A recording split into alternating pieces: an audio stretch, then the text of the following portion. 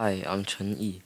The project I'm submitting for this showcase is a 3D game made with Asina, a wrapper for Panda 3D.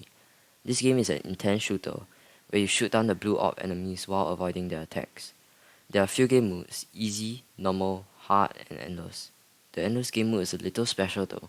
Enemies keep spawning and die in one shot. Your objective in the game is to kill as many orbs as you can before dying. In the code, I combined object-oriented programming with functional programming. The full explanation to how to play this game is in the help section in the game. What inspired me to make it? One day I was thinking, Python is really slow compared to other languages. Imagine making a 3D game in it. For fun, I searched up for some 3D modules in Python, and to my surprise, I found Asina. I started learning it, wanting to see how fast Python could go. So this game is kind of a summary of what I've learned in Asina. The purpose of this game is to really stretch the limitations of Python.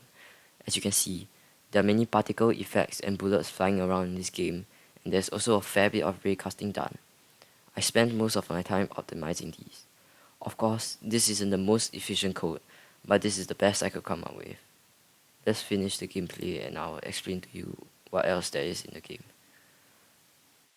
So there is a settings page and a help page. The settings page, you can adjust the game difficulty, and you can also adjust the mouse sensitivity, which is how fast the camera rotates. There's also a game volume slider. However, this is laggy and not recommended. The help section explains to you how to play the game with some slides. So now I'm going to cover the code. So this part brute forces the map, so stuff don't intersect with each other. This is basically the big walls. This handles key inputs, and this runs every frame to update the game. This is the game class, so I don't have to use global variables. The orb enemy class is the class for the enemy. This manages all the particles.